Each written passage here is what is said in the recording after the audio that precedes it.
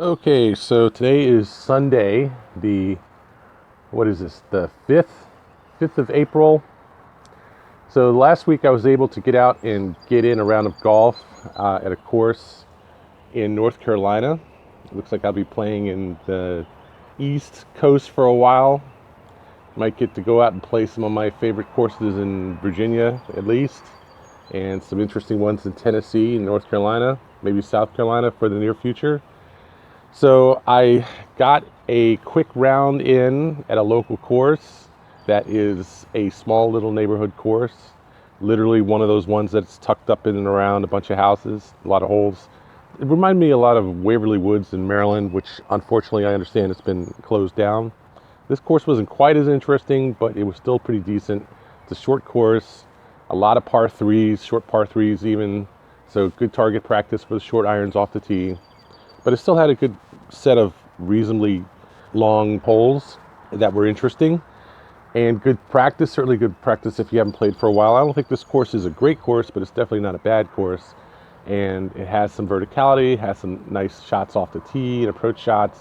There's some hazards from roads that run near the course, houses around the holes and so forth. It's about 5,500 yards. It is located in Winston-Salem, North Carolina.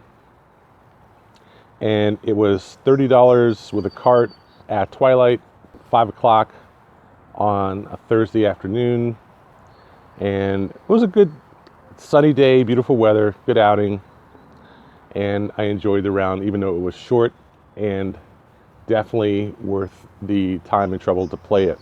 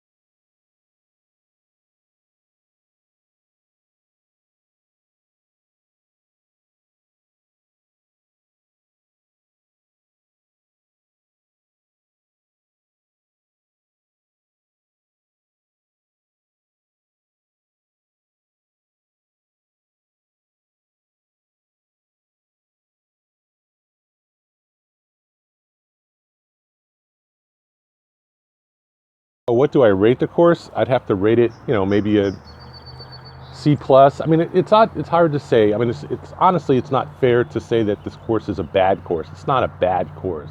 It's just not a great course. It's not one of those courses that you're going to race. You're going to consider traveling 1,000 miles to play. But certainly, if you are in the area and you're looking for a decent public course, this is not a bad course to play. The trick to rating courses is that they often are bad courses, literally. Like this course didn't really have good greens. The greens were normal grass, but they were mostly brown and obviously not mowed, not kept up, but mostly brown. But at the same time, not bare, not a lot of bare spots on them. And they definitely weren't aerated and sanded. So they were slow, they were a little tough to putt, but the main point to them was getting on the green, whacking the ball towards the hole. I didn't worry so much about putting the ball in the hole. It was more a matter of, everything else, taking tee shots and approach shots and chipping and so forth and getting on the green. It was definitely a course where there was some influence from people living near the course, let's just say, in the houses that were often quite on the course. And that's always interesting to deal with. But I got through it without any real trouble. And it was a beautiful day, and most of the people were pretty nice. And I'm surprised it was even open, so that's one thing. Right now, a lot of courses are closed because the governors are saying that the golf courses have to close. So, in a way, I was lucky to even get out and play this course. And also, it was a good course to play. It was a decent course in and of itself for what it is, for a 5,500-yard course with only white tees. There obviously were other tee boxes, but they weren't open at the time. And what would that have done? Added 20, 30, 40 yards to some tee shots on some of the par threes and so forth. But I mean, the short par threes were short. It's that simple.